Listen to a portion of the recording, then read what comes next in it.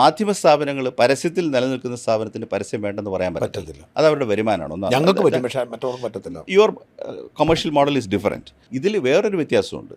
എഡിറ്റോറിയലായിട്ട് പരസ്യം കൊടുക്കുന്നു. ഇപ്പോൾ ഉദാഹരണത്തിന് കേരളത്തിലെ എനിക്ക് തോന്നുന്നു 15ഓളം മന്ത്രിമാരുടെ 1 മണിക്കൂർ നീളുന്ന ഒരു ഇൻ്റർവ്യൂ പ്രത്യക്ഷപ്പെട്ടു ചാനലുകളിൽ.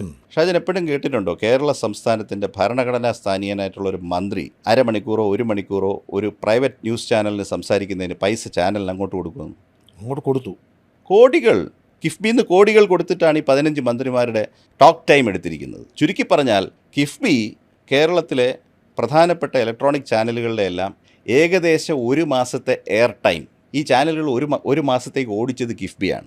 അതിൻ്റെ ചിലവാണ് ഞാൻ പറഞ്ഞ ഏകദേശം 100 കോടി രൂപ. ഇതുകൂടാതെ ഓൺലൈൻ അഡ്വർടൈസിങ്, ചാനലിംഗ് എന്ന് വെച്ചാൽ സോഷ്യൽ മീഡിയ നിങ്ങളെടുത്തില്ല. For some reasons you are not approach.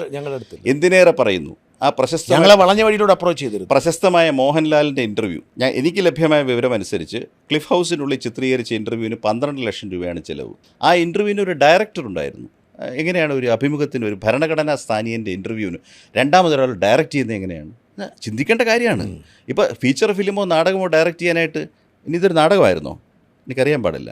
ആ അഭിമുഖം സൂക്ഷ്മമായിട്ട് വീക്ഷിച്ചു കഴിഞ്ഞാൽ അതിനൊരു പർപ്പസേ ഉള്ളൂ. അത് സംപ്രേഷണം ചെയ്യാൻ ചാനലുകൾക്ക് 10 കോടിയോളം രൂപ കൊടുത്തു. അപ്പോൾ ഈ 10 കോടി രൂപയ്ക്ക് അല്ലെ 10 കോടി 12 ലക്ഷം രൂപയ്ക്ക് സംസ്ഥാന ഭരണഘടനാ സ്ഥാനത്തിരിക്കുന്ന 1-ാം സ്ഥാനക്കാരൻ്റെ ഒരു ഇൻ്റർവ്യൂ സംപ്രേഷണം ചെയ്യുമ്പോൾ തെരഞ്ഞെടുപ്പിന് മുമ്പ് നമ്മൾ എക്സ്പെക്റ്റ് ചെയ്യുന്നത് എന്താണ്? ഈ തെരഞ്ഞെടുപ്പും അതിൻ്റെ പശ്ചാത്തലത്തിൽ സർക്കാരിൻ്റെ നേട്ടങ്ങളും സർക്കാരിൻ്റെ നയങ്ങളും അടുത്ത 10 വർഷത്തേക്ക് അല്ലെങ്കിൽ 5 വർഷത്തേക്കുള്ള സ്റ്റേറ്റിൻ്റെ ഭാവിയെക്കുറിച്ചുള്ള ആ മനുഷ്യൻ്റെ ഒരു ദർശനവുമാണ് നമ്മൾ ആ ഇൻ്റർവ്യൂവിൽ പ്രതീക്ഷിക്കുക. നിങ്ങൾ കേട്ടത് എന്താണ്? നിങ്ങൾ കേട്ടത് ഞാൻ പാട്ട് പാടാനറിയുന്ന കാക്കിക്കുള്ളിലൊരു കലാഹൃദയമുള്ള അല്ല സാറ് വേണമെന്ന് വെച്ച് കഴിഞ്ഞാൽ സാർ ഒരു പാട്ട് പാടും, ഒരു പാട്ട് പാടാമോ എന്ന് മോഹൻലാൽ ആ ഇൻ്റർവ്യൂവിൽ 5 വട്ടം ചോദിക്കുന്നുണ്ട്. ഏകദേശം ആ ഇൻ്റർവ്യൂവിൻ്റെ 3-3.5 മിനിറ്റ് ഈ ഇൻ്റർവ്യൂ ചെയ്യപ്പെടുന്ന ഭരണഘടനാ സ്ഥാനീയൻ ഒരു പാട്ട് പാടാമോ എന്നുള്ള ചോദ്യത്തിനാണ്. എത്ര സില്ലിയാണെന്ന് നിങ്ങൾ ആലോചിക്കണം. എന്താണതിൻ്റെ പരിശ്രമം? ഞാൻ നിങ്ങൾ കാണുന്നത് പോലെ ഒരു ദുഷ്ടനല്ല, ഞാനൊരു കലാഹൃദയമുള്ള ദയാലുവായ ഒരു മനുഷ്യനാണ്.